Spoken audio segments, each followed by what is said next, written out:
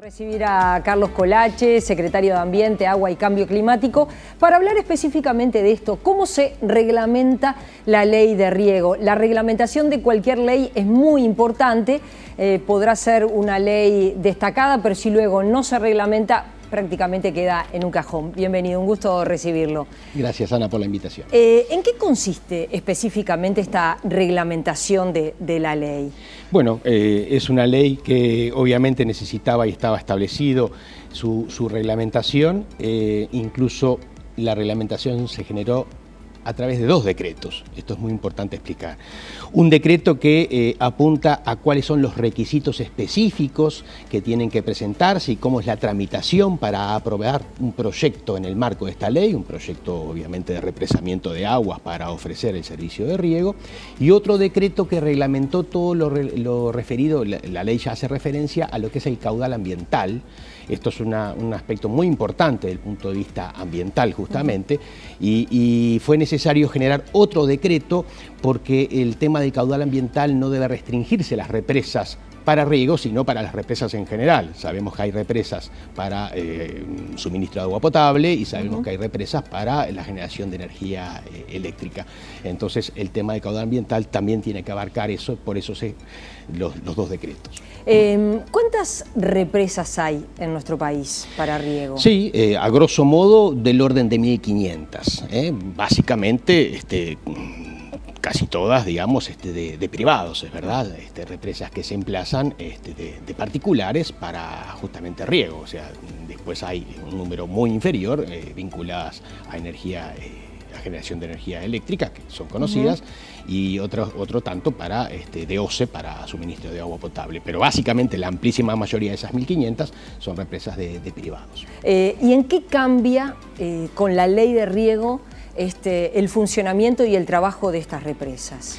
Bueno, en lo que respecta a estas represas existentes, también se les va a incorporar para sus renovaciones, las autorizaciones de renovación, todo lo que está implementado en la ley, o sea que y en los decretos reglamentarios, o sea que se incrementan los controles con respecto a lo que son los aspectos ambientales, fundamentalmente, y todo lo que son los manejos y usos de la cuenca y de lo que circula aguas abajo, también en lo que es el caudal ambiental, o sea, digamos que la nueva normativa incrementa fuertemente lo que son las exigencias y los controles para la calidad del agua.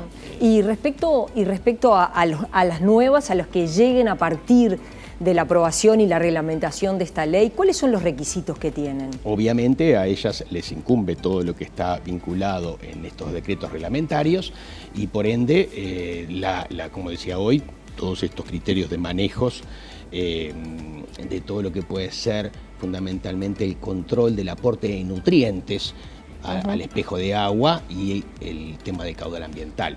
Pero también se incorpora un concepto muy importante, que rige obviamente para todo este conjunto de represas existentes y las nuevas, que es el concepto de la evaluación ambiental estratégica de una cuenca. Nosotros ya tenemos una normativa relativamente reciente, de hace algunos años, de lo que es las comisiones de cuenca y la gestión de cuenca. Algo, verdad, que digamos hace algunos años atrás no existía y es el manejo que realmente corresponde, y tenemos hoy una normativa vinculada hoy con la ley de agua, con la ley de ordenamiento territorial en ese respecto, y existen ya comisiones de cuenca y existen planes de cuenca y obviamente esa es la forma de gestionar el territorio. Entonces, a partir de esas gestiones de cuenca, lo importante es la evaluación estratégica. Lo que hace es no estudiar un proyecto, a ver quién llega primero para establecer un determinado proyecto, en este caso de represamiento de aguas, y estudiarlo concretamente si se lo autoriza o no, según los criterios ambientales de ese caso, sino hacer una evaluación total de la cuenca e identificar, bueno, no es quién me pide primero, sino qué capacidad tiene esta cuenca de tantos o cuantos represamientos. Y entonces se hace un estudio que se anticipa teniendo en cuenta aspectos ambientales, sociales, de producción, hasta culturales. Y eso es lo que se llama una evaluación ambiental estratégica, que en este caso se aplica a lo que es riego o lo que puede ser represamiento de una cuenca. Pero las evaluaciones ambientales estratégicas pueden ser aplicadas en distintos conceptos para una planificación. Es una herramienta de planificación que hoy se incorpora en la ley, en la reglamentación y que antes no existía. El Ministerio de Ganadería, Agricultura y Pesca ahora está obligado a realizar las evaluaciones ambientales estratégicas por cuenca para después, en función de eso, ver las autorizaciones de qué represamientos se pueden hacer y cuáles no. ¿Qué pasa con la cuenca del Santa Lucía, por ejemplo, ¿no? ¿Cuánto se verá afectada por estas posibilidades que da la ley de riego y su reglamentación, y cuánto desde el Estado se cuida a la cuenca del Santa Lucía a partir de esta ley y de esta reglamentación, ¿no? Bien, la cuenca de Santa Lucía obviamente es estratégica y hay que cuidarla especialmente, y es un aspecto que desde el punto de vista ambiental del país yo diría que es la prioridad. No hay informe que se le pueda enviar al presidente sobre la situación ambiental del país si él no pregunta, bueno, pero ¿cómo está el Santa Lucía? Ustedes vieron que tenemos las medidas del 2013 y están ahora, antes de fin de año, a aprobarse una nueva generación de medidas mucho más innovadora en todos los aspectos para las acciones de Santa Lucía. Ese es todo un tema.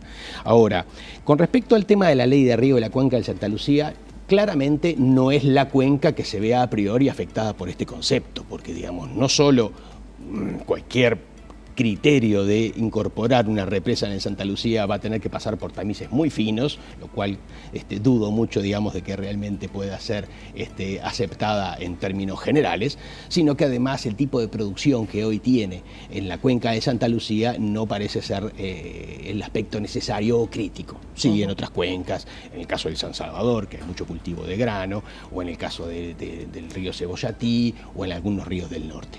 Entonces, no parece ser que ese sea el aspecto fundamental. Sin embargo, el Santa Lucía tiene que ser siempre visto especialmente. En el caso de OCE tiene previsto incorporar una nueva presa para suministro de agua potable, para aumentar su capacidad de embalse con respecto a lo que es hoy la presa de Paso Severino, y ahí los criterios ambientales están especialmente presentes. Pero como digo, no es un aspecto que esté incorporado o que se vea especialmente a través de la ley de riego, sino que la cuenca de Santa Lucía tiene su propio miramiento, que es fundamental, prioritario, y las medidas son especialmente controladas ahí. Aquí cuando conversé con la gente de la Comisión de Fomento Rural, que bueno, que son los productores más chicos, ellos decían que no estaban en contra de la ley de riego, sí tenían mucha preocupación por lo que había pasado en Chile, que también hay una ley de riego donde los grandes productores en realidad se quedaban con el negocio, y bueno, y esto sometía a los productores más chicos. Ellos como productores chicos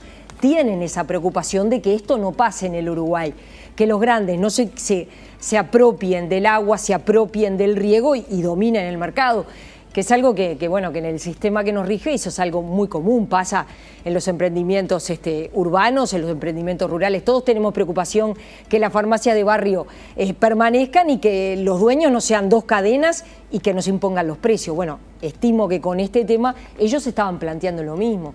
¿Cuánto desde el Estado se controla que esto sea para beneficiar el riego y para todos, y no que se quede el negocio de los grandes? Exacto. La ley y la normativa actual, incluyendo la reglamentación, justamente trata de contemplar lo opuesto, es decir, de que los productores más pequeños puedan acceder al riego cuando hoy no lo tienen. Los productores grandes hoy tienen resuelto el tema del riego. Claro. Se llegó a escuchar disparates como que esta ley estaba prácticamente involucrando los intereses personales del ministro anterior porque resulta que era productor. Los productores de arroz hoy tienen todos riegos, si no nadie cultiva arroz, o sea, hay un intrínseco, y lo tienen porque tienen superficies tales que permiten generar sus propios sistemas de riego. Los productores grandes no tienen que pedirle a nadie ninguna ley ni nada porque según la normativa actual ya podían realizar perfectamente sus presas. La normativa que ahora se crea permite justamente estos fenómenos asociativos, donde además la ley prevé que tiene que haber un componente importante en en una iniciativa de este tipo de los propios productores que tienen que ser parte del negocio y además permite acceder al riego quienes no accedían. Obviamente esto implica, digamos, una concepción de cooperación, de asociación, que es lo que además a nivel de los productores chicos y medianos tiene que estar presente en este tema y en todos los demás.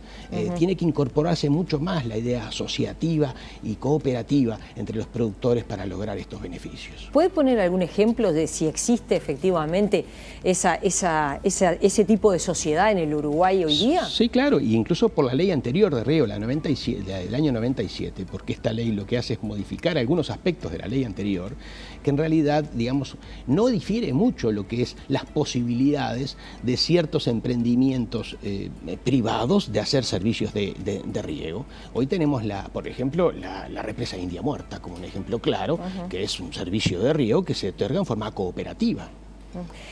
¿Quién tiene la propiedad del agua?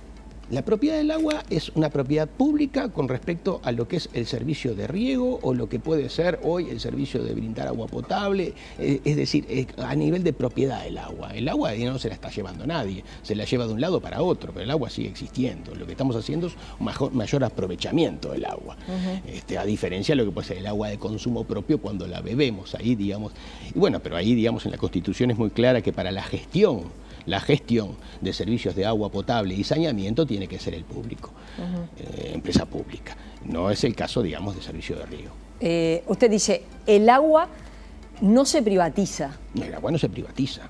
Es lo que se está ofreciendo y en todo caso un servicio que obviamente tiene que tener una inversión, que después esa inversión tiene que ser recuperada, si no de ninguna forma nadie va a invertir, es a través de un servicio de que el agua vaya de un punto a otro para que en ese otro punto pueda regar los cultivos o las praderas que sean del caso.